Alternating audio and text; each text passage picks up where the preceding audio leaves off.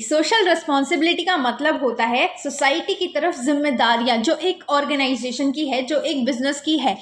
हम अगर अपना बिजनेस चला रहे हैं तो हमारी कुछ जिम्मेदारियां बनती हैं हमारी सोसाइटी की तरफ, उसे ही क्या बोलते हैं, सोशल रिस्पॉन्सिबिलिटी बोलते हैं। लेकिन आज के कॉन्सेप्ट में हम बात करेंगे सीएसआर की। सीएसआर क्या होता है, उसकी क्या थ्योरीज हैं, उसका क्या एजेंडा है। तो चलिए स्टार्ट करते हैं। सबसे पहले बात करते हैं सीएसआर।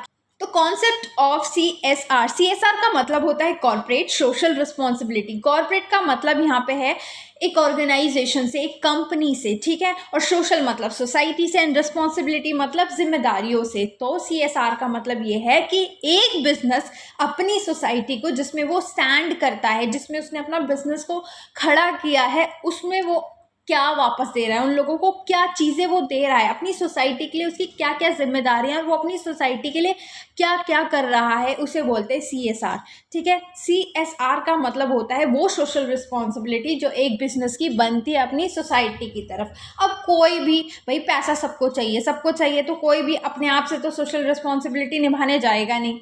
तो इसको कानून के तहत, लॉ के तहत डिफाइन कर दिया गया था अकॉर्डिंग टू सेक्शन 135 में, ठीक है। कंपनी, जो भी कंपनी होगी उसको ये मानना पड़ेगा। क्यों मानना पड़ेगा, उसे सोशल रिस्पॉन्सिबिलिटी निभानी पड़ेगी। कौन से केस में, जब उसकी जो नेटवर्थ है वो 500 करोड़ से ऊपर की है। नेटवर्थ मतलब अगर बहुत आम भाषा में और बहुत सिंपल भाषा में बोल दो तो उसकी कीमत, उस बिजनेस की कीमत, नेटवर्थ का मतलब होता है एसेट माइनस लायबिलिटी, है ना। तो उस बिजनेस की जो कीमत है, अगर उसकी वर्थ 500 करोड़ से ऊपर की है और 500 करोड़ है तो उसे सीएसआर निभाना पड़ेगा। सोशल रिस्पॉन्सिबिलिटी सोसाइटी की तरफ निभानी पड़ेगी। अगर उसका टर्नओवर का मतलब होता है, एक तरह से बहुत आम भाषा में, बहुत कच्ची भाषा में बोल दूँ तो रेवेन्यू, जो उसकी रेवेन्यू अगर वो 1000 करोड़ से ऊपर की है और 1000 करोड़ है तो भी उसे भाई सोशल रिस्पॉन्सिबिलिटी निभानी पड़ेगी। सोसाइटी के लिए उसे कुछ ना कुछ करना पड़ेगा। अगर उसका नेट प्रॉफिट क्या होता है, जब सारे एक्सपेंसेस को हम हटा देते हैं, हमें जो भी फायदा हुआ है, बिजनेस को जो भी फायदा हुआ है उसमें से सारे एक्सपेंसेस हटा दिए, उसके बाद जो प्रॉफिट बचेगा उसे ही बोलते हैं ना नेट प्रॉफिट। तो अगर वो 5 करोड़ या 5 करोड़ से ऊपर का है, इन तीनों ही केस में, अगर ये तीनों ही केस पॉसिबल होते हैं तो एक कंपनी किसके अंडर आती है, सीएसआर रिस्पॉन्सिबिलिटी के अंदर आती है। अब उसे सीएसआर करना पड़ेगा। क्या करना पड़ेगा, अपनी रिस्पॉन्सिबिलिटी निभानी पड़ेगी। ये डिफाइन कर दिया गया था कब, कंपनीज एक्ट 2013 के अंदर। अब सीएसआर होता क्या है, देखो सीएसआर में कुछ नहीं है।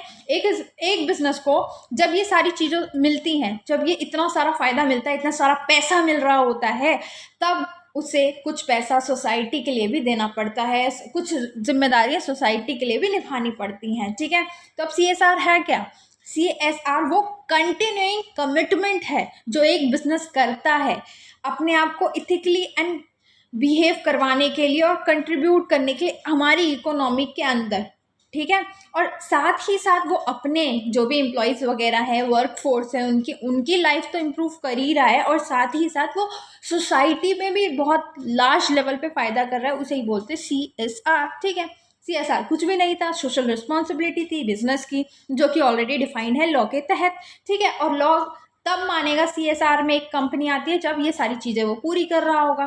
तो सीएसआर कुछ भी नहीं है, सीएसआर सिर्फ सोशल रिस्पॉन्सिबिलिटी है एक बिजनेस की। अगर इस बिजनेस को ये सारे फायदे हो रहे हैं तो वो सीएसआर करेगा, सीएसआर वाली रिस्पॉन्सिबिलिटी निभाएगा, ठीक है। क्योंकि वो किस में आ गया, अकॉर्डिंग टू सेक्शन 135 में आ गया, उसे निभानी पड़ेगी। अगर नहीं निभाएगा तो भाई फिर वो पनिशमेंट, सजाएं, ये सब चीज़ें लगेंगी, ठीक है। और ये कैसे निकालेगा और कितना देगा, किसको देगा, ये सारे क्वेश्चन आपके मन में घूम रहे होंगे। तो वो 3 साल का, अगर 3 साल तक उसका ऐसा प्रॉफिट आ रहा होगा तो उसका 2%, उसके एवरेज का 2% निकालेगा और वो इन सारी एक्टिविटीज़ में पैसा लगाएगा, ठीक है।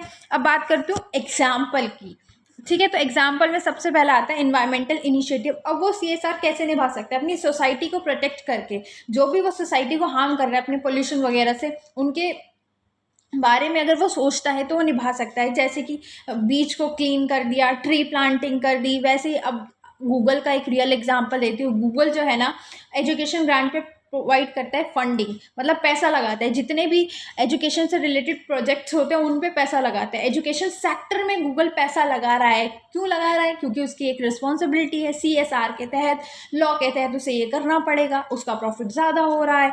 तो अब वो इस प्रोजेक्ट में पैसा इसलिए लगाता है ताकि जो टेक्नोलॉजी है और इनोवेशन हो रही है वो एजुकेशन सेक्टर में भी हो सके, ठीक है, और हर एक बच्चे को क्या मिल सके? एजुकेशन मिल सके। इसलिए गूगल ने ये क्या कर रहा है, सोसाइटी की तरफ उसकी रिस्पॉन्सिबिलिटी है कि वो एजुकेशन सेक्टर में पैसा लगा रहा है। अच्छा, एक होता है शेड्यूल 7। शेड्यूल 7 एक लिस्ट की तरह होती है जिसमें डिफाइन होती है कि हमें कौन कौन सी एक्टिविटी करनी पड़ सकती है। तो उसके तहत एक बिजनेस एक्टिविटी कर सकता है, वो इधर इधर पैसा लगा सकता है। अब बात करते हैं अप्रोचेस की। तो अप्रोचेस में सबसे पहले हम CSR थ्योरीज पढ़ते हैं, ठीक है। CSR थ्योरीज किसे कहते हैं? तो CSR थ्योरीज में सबसे पहली थ्योरी आती है कॉर्पोरेट सोशल रिस्पॉन्सिबिलिटी। मतलब ये जो थ्योरी है ना, ये CSR के कॉन्सेप्ट से बहुत ज़्यादा इंपॉर्टेंट है, क्योंकि ये जो थ्योरीज है ना CSR की, वो कहीं ना कहीं CSR की एक्टिविटीज़ को करने में गाइड करती हैं एक ऑर्गेनाइजेशन को, ठीक है। अब इन थ्योरी का उद्देश्य क्या है? आखिर क्यों ये थ्योरीज बनाई गई हैं, क्यों ये इतनी ज़्यादा इंपॉर्टेंट है, इन थ्योरी से हो क्या रहा है? तो इन थ्योरी से जो हमारा समाज है और जो हमारा पर्यावरण है, उनसे रिलेटेड जितने भी इश्यूज हैं वो हम सॉल्व कर पा रहे हैं, ठीक है, इन थ्योरीज की वजह से। अपनी जो कंपनी है उसकी रेपुटेशन को और उसकी ब्रांड इमेज को हम बिल्ड कर पा रहे हैं, इम्प्रूव कर पा रहे हैं, क्योंकि हम CSR कर रहे हैं इसलिए, ठीक है। तीसरा, जितने भी स्टेक होल्डर हैं उनके ट्रस्ट को जीतना, लॉयल्टी को बढ़ाना में भी ये थ्योरीज मदद करती हैं, ठीक है। और कंपनी की जो फाइनेंशियल परफॉर्मेंस है उसको भी दिन प्रतिदिन इम्प्रूव करती जा रही है, इसलिए CSR की थ्योरी बहुत ज़्यादा इंपॉर्टेंट होती है। अब इनकी थ्योरी में है क्या, वो पढ़ लेते हैं। सबसे पहला है कॉर्पोरेट सोशल रिस्पॉन्सिबिलिटी थ्योरी। इस थ्योरी में ये बताया गया है कि हमें हमारी जो कम्युनिटी है उसके वेलफेयर के बारे में सोचना पड़ेगा, डिसीजन लेना पड़ेगा और उनको इम्प्रूव करना पड़ेगा। कौन सी एक्टिविटीज़ के थ्रू? डिस्क्रिशनरी एक्टिविटीज़ के थ्रू हमें ये सब चीज़ें करनी पड़ेंगी। ये कौन सी एक्टिविटीज़ होती हैं? जो मैंडेटरी नहीं है, जो लॉ ने नहीं डिसाइड करी, ऐसी एक्टिविटीज़ हमें खुद से ही करनी पड़ेगी, ठीक है। तो एक ऑर्गेनाइजेशन को वो सारी एक्टिविटीज़ करनी पड़ती हैं जिससे क्या होगा, ज़्यादा से ज़्यादा पॉजिटिव इम्पैक्ट क्रिएट हो सके और जितना भी नेगेटिव इन्फ्लुएंसेस हैं वो ख़त्म हो सके, ठीक है। इस थ्योरी में बस सिर्फ इतना ही है, ये हमें ये बताती है कि हमें अपनी सोसाइटी की तरफ अपनी रिस्पॉन्सिबिलिटी निभानी चाहिए, उनको देखना चाहिए। इस थ्योरी में यही बताया गया है। अब बात करूँ स्टेक होल्डर थ्योरी की। स्टेक होल्डर थ्योरी ये कहती है, सबसे पहले तो बात कर लेते हैं स्टेक होल्डर ही क्या होता है। स्टेक होल्डर का मतलब होता है वो सारे पर्सन, वो सारे बंदे जो इंटरेस्टेड हैं किसमें? बिजनेस में। अब वो कस्टमर भी हो सकता है, कस्टमर भी तो बिजनेस में इंटरेस्टेड हो सकता है कि हमें इसी बिजनेस से, इसी कंपनी से हमें प्रोडक्ट चाहिए, ठीक है। तो चाहे वो कस्टमर हो, चाहे वो शेयर होल्डर हो, चाहे वो सप्लायर हो, कुछ भी, चाहे वो एम्प्लॉयज़ ही क्यों ना हो, जो भी बंदा बिजनेस से रिलेटेड होता है उसे स्टेक होल्डर बोलते हैं। तो स्टेक होल्डर दो तरीके के होते हैं, इंटरनल एंड एक्सटर्नल। इंटरनल में वही जो अंदर के एम्प्लॉयज़ वगैरह हैं, जो शेयर होल्डर्स हैं, ये सब आ जाते हैं। और जो एक्सटर्नल होता है उसमें आ जाते हैं हम जैसे कस्टमर्स, ठीक है। तो स्टेक होल्डर का मतलब आप समझ गए। अब स्टेक होल्डर थ्योरी क्या कहती है? स्टेक होल्डर थ्योरी ये कहती है कि जब भी हम CSR परफॉर्म कर रहे हैं तो उस वक्त हमें अपने स्टेक होल्डर की बारे में भी सोचना चाहिए, उनके इंटरेस्ट को भी प्रोटेक्ट करना चाहिए, उनकी क्या प्रेफरेंस है, उनकी क्या वांट है, उनको भी प्रायोरिटाइज करना चाहिए, उनको भी क्या देनी चाहिए?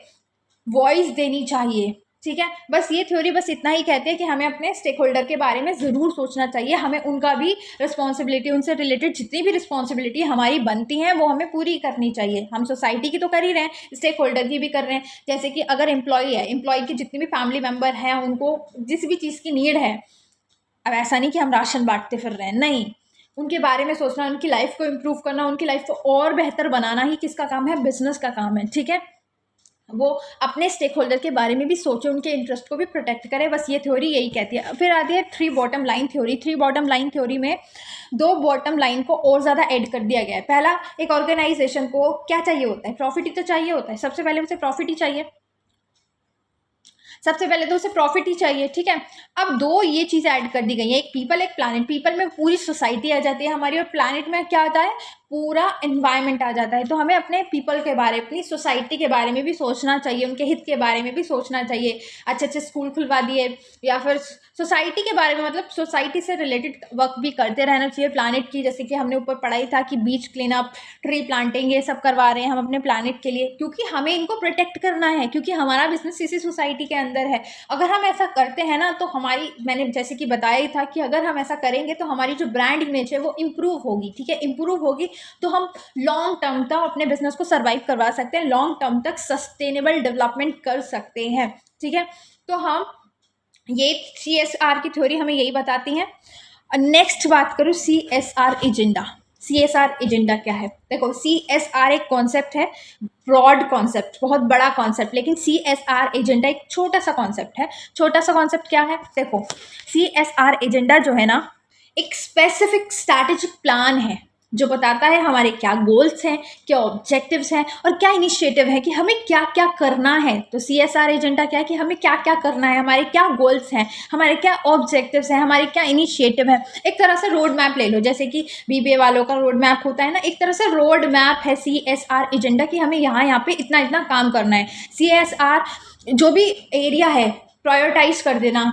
CSR एजेंडा में हम क्या करते हैं, एरिया को प्रायोरिटाइज कर देते हैं कि अच्छा, इस वाले एरिया पे हमें काम करना है, ठीक है। जैसे कि एनवायरनमेंट वाले एरिया पे काम करना है, कम्युनिटी वाले में, या ह्यूमन राइट्स पे हमें काम करना है, या वुमेन एम्पावरमेंट पे काम करना है। मतलब हम ना क्या कर देते हैं, वो एरिया को प्रायोरिटाइज कर देते हैं और फोकस करते हैं उन्हीं एरिया पे जहाँ पे हमें काम करना है। तो ये CSR एजेंडा के अंदर आता है, ठीक है। इसमें हम स्पेसिफिक टास्क को और मेट्रिक्स को मेजर करते हैं कि हमें ये चीज़ें करनी है, और इसमें हम एक टाइमलाइन डिफाइन कर देते हैं कि इतनी टाइमलाइन के अंदर हमें ये चीज़ें करनी है, ठीक है।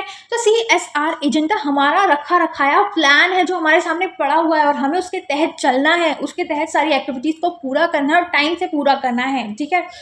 अब मैं बात करूँ CSR और CSR एजेंडा में डिफरेंस क्या है। तो देखो, CSR एक ब्रॉड कॉन्सेप्ट है, पूरा ओवरऑल कॉन्सेप्ट है एंड कमिटमेंट है जो एक ऑर्गेनाइजेशन को परफॉर्म करना पड़ेगा अपनी सोसाइटी के लिए, क्योंकि लॉ ने डिफाइन कर दिया है, उसे वो करना ही पड़ेगा। लेकिन CSR एजेंडा क्या है, वो स्पेसिफिक प्लान एंड स्ट्रैटेजी है जो हमें इम्प्लीमेंट करनी है, जो हमें करनी है वो प्लान है। तो दोनों में डिफरेंस आपको समझ में आ गया। यही वीडियो को एंड करते हैं। आपको वीडियो अच्छी लगी हो तो लाइक, सब्सक्राइब, शेयर जरूर करें। मिलते हैं नेक्स्ट वीडियो में। Till then, bye bye.